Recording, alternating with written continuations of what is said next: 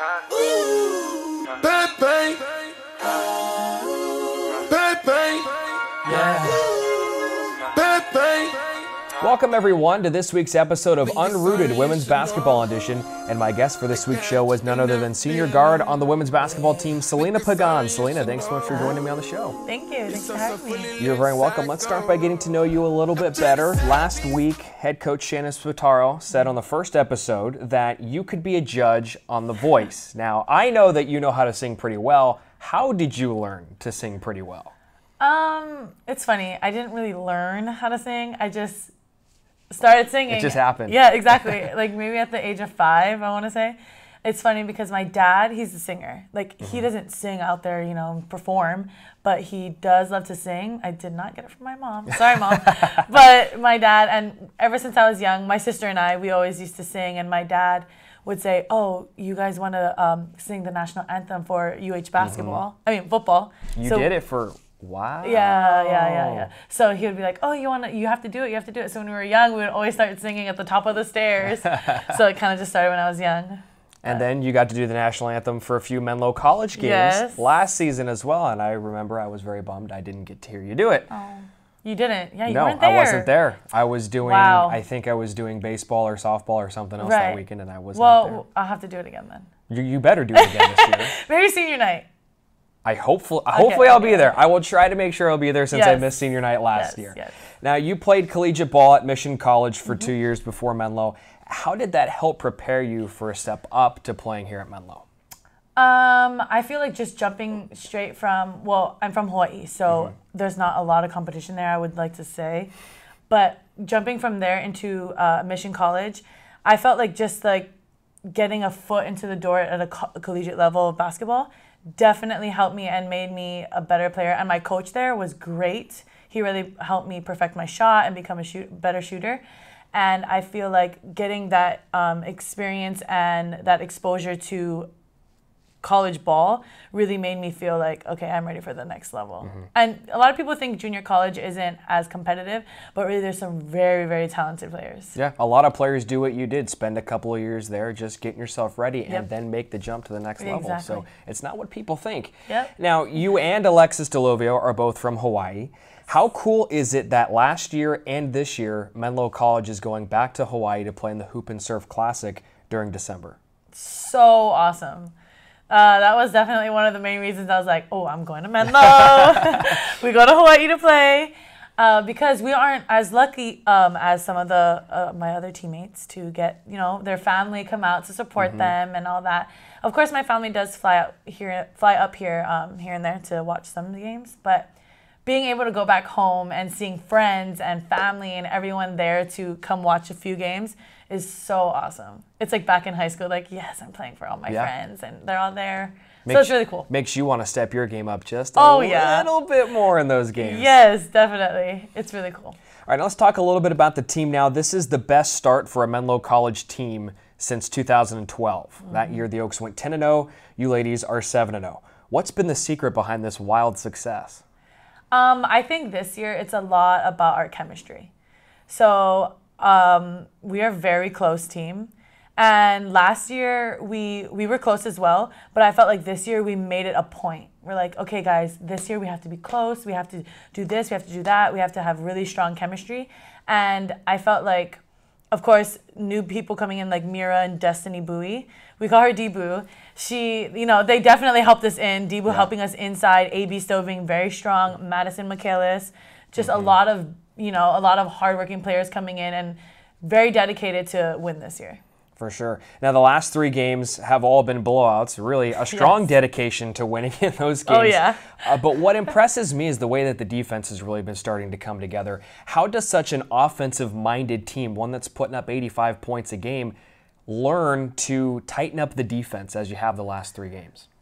Coach definitely puts an emphasis on stops. You need to stop the ball. Stop the ball. Defense is going to win. Defense wins championships. So to us, of course, in the beginning, it was kind of rough, but we started to realize, okay, if we are putting up 85, we can't be letting them put up 80.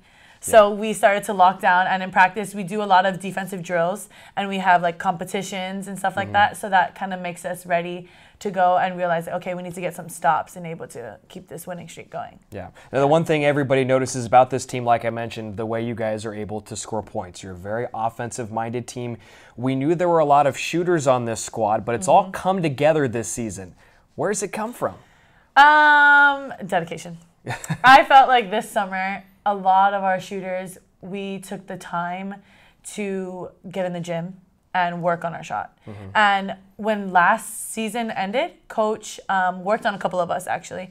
She worked on our shots, making sure that we kept our shot like, okay, we're going to fix this, we're going to fix this. And she actually helped my shot. Thanks, Coach. And I felt like that's what definitely helped us. And we didn't just, think like, oh, we're going to just come in right when season starts. Like, we worked on it all summer.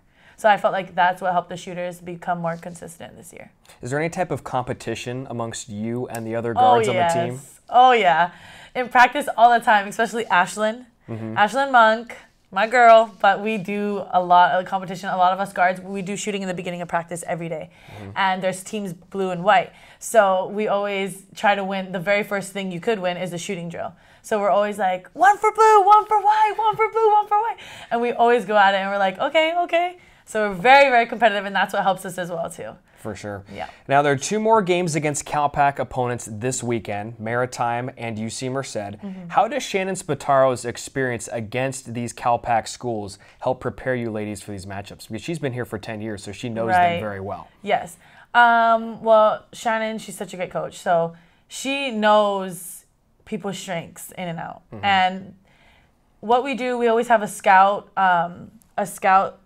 team paper that we go over before our games. So we have to go over all the shooters, the drivers, and and we would just study every player on that team, like what's their percentage, who's averaging, who's hitting all the threes, who's doing all this. So making sure that she knows what each player does and all of our strengths. That way we know going into the game what we need to do and execute. Pretty much, we just execute it. For sure. That's simple as that for you ladies. All right, Celina, let's get into the final segment of the show. It's called Brownie Bites. I'm going to ask you 3 random off-the-wall questions. You give me your best answers. Okay. Question number 1, which teammate is the worst singer? Whoa. That's kind of hard because a lot of them don't sing. Every time we sing, they're like, you can't sing, Celina. I'm like, okay. So they don't really sing, but I would have to say when they do try, probably Madison Michaelis. Ugh. What would be the song that she doesn't sing very well? I'm sorry, Madison, but we got to get to the bottom of this. I'm trying to think because we sing all different types of songs. What kind of song? I don't really know. All of them. Just all of them. All of them. Sorry, Maddie. Just kidding. Only when she tries, that's when I start I'm like, okay, you need to stop. Or I don't know if she just jokes around, but when she does sing, I'm like, Maddie. I'll get off your back, Madison. I won't throw you under the bus anymore. I apologize. Question number 2, which teammate would fall off of a surfboard the quickest? Oh, gosh. We went to Hawaii. That's funny because we did go on paddleboards. It's almost like a surfboard. I would have to say either Jessica. I'd say Jessica Rogers. Okay. Yes. She's just not experienced with it at all? No, because it was funny. When we were in Hawaii, I could just see her falling off because every single time we got in the water, she would just try to get on. And it would not work.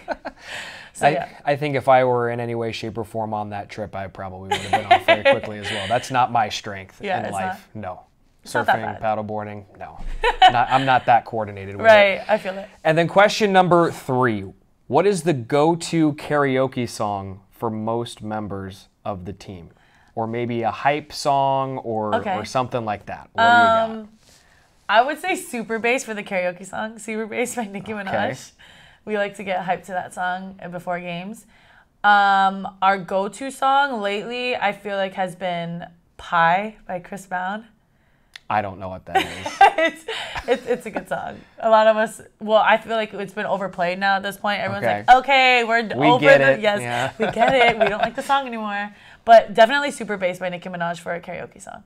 What is your best song to sing?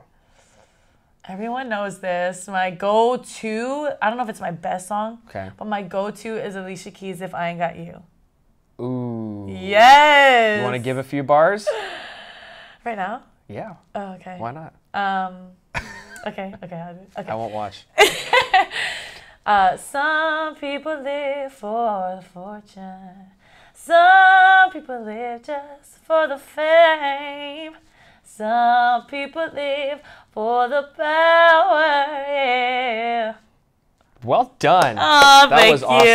That was awesome. That's one of the best moments we've had on the show all season long. Well done. I'm impressed. Thank you. Since you were like 5, you've been doing that? Yes. I've been singing for a long time. Everyone always tells me, okay. I'm like, stop. I'm going to be famous one day. Just wait for it. Just wait. Well, this interview will start with that. Yes! Celina, thank you for joining me on the show. Thank you. Thank you for having me. You're very welcome, folks. Women's basketball, 2 games this week. They have one on the road. They have one at home. The first one's the road game on Friday, December 1st. They're taking on Cal Maritime. The Keel Haulers at 5:30 p.m. in Vallejo. And then they come home on Saturday, where they will be taking on the Bobcats of the University of California at Merced. Tip-off, 6:30 p.m. inside Haynes Prim Pavilion. If you can't make it out, it will be streamed live, as always, on the Menlo College Sports Network. We invite you to tune in to next week's show when Celina Pagan will select the next women's basketball star to be interviewed by me, Brian Brownfield, right here on Unrooted Women's Basketball Edition. Until then, we'll see you next week. Take care, everybody. Bang, bang. Bang, bang. Yeah.